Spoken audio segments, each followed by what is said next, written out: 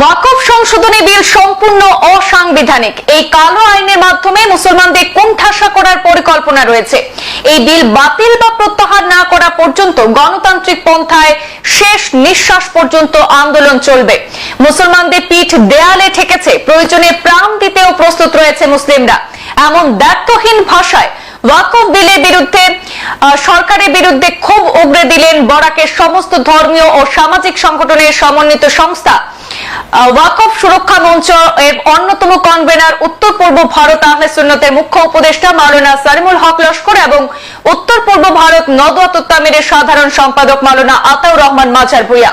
ওয়াকফ সুরক্ষা মঞ্চের পক্ষ থেকে আরেক দফা বরাক উপত্যকাবাসীকে গণতান্ত্রিক পন্থায় এই আন্দোলনের আহ্বান জানিয়ে আগামী শুক্রবার জুম্মার নামাজে কালো বেজ লাগিয়ে নামাজ আদায় শেষে প্রতীকী ধর্নায় শামিল হতে পরামর্শ দেওয়া হয়েছে।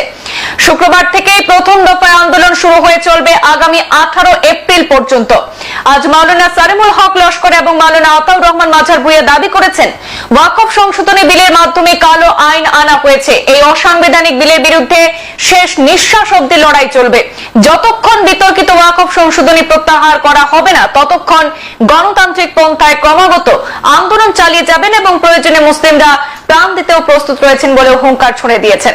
অত্যন্ত অসাংবিধানিক বিল, আমাদের মানুষের মৌলিক অধিকারকে হনন করা হয়েছে। এই বিলকে উদ্র করার জন্য, প্রত্যাহার করার জন্য আমরা আমাদের শেষ নিঃশ্বাস পর্যন্ত আমরা আন্দোলন করব, শান্তিপূর্ণ উপায়ে, গণতান্ত্রিক উপায়ে। আমরা গণতন্ত্রে বিশ্বাসী এবং গণতন্ত্র হলো প্রত্যেকটি মানুষের অধিকারকে সাব্যস্ত করা।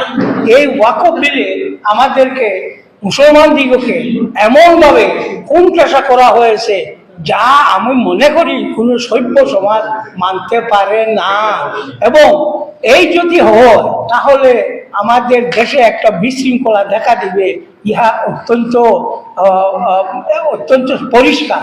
তাই আমরা দেশের শান্তি, সংহতি এবং সম্প্রীতি বজায় রাখার জন্য আমরা চেষ্টা করব এবং সরকারের নিকট আমরা আমাদের এই আন্দোলন চালিয়ে জানিয়ে দেব, যত সময় পর্যন্ত না তুমি এই কালো আইন প্রত্যাহার করছো, আমাদের সংগ্রাম চলবে।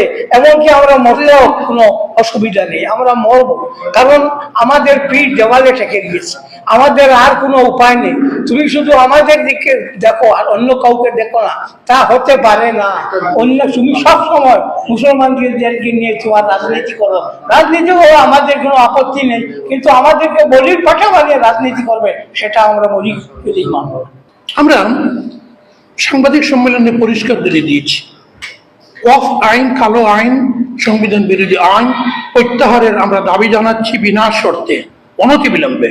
যতদিন প্রত্যাহার না হবে ততদিন পর্যন্ত সর্বভারতীয় মুসলিম পার্সোনাল ল বোর্ডের নির্দেশনা অনুযায়ী আমরা নদওয়া, জমিয়ত, আহলে সুন্নত, আহলে হাদিস, জামাতে ইসলামী সব সংগঠন সম্মিলিতভাবে এই আইনের বিরুদ্ধে গণতান্ত্রিক পদ্ধতিতে শান্তিপূর্ণভাবে আন্দোলন চালিয়ে যাব। প্রথম দফার আন্দোলন 10 এপ্রিল থেকে 7 জুলাই পর্যন্ত চলবে। এক্ষেত্রে আমরা প্রচারণা, সচেতনতা সভা করব এবং কালো বেজ পরিধান করে শুক্রবারে জুমার নামাজে আসবো। জুমার নামাজ করে প্রতীকী ধর্ণা পালন করে এই আইন প্রত্যাহারের দাবি জানাবো এবং বিভিন্ন সভা সমিতির মাধ্যমে, গরুয়া বৈঠকের মাধ্যমে আমরা এই সচেতনতা সৃষ্টির প্রয়াস চালিয়ে যাব। সংবাদ এ পর্যন্তই, ফিরছি পরবর্তী অন্যান্য আপডেট নিয়ে। ধন্যবাদ।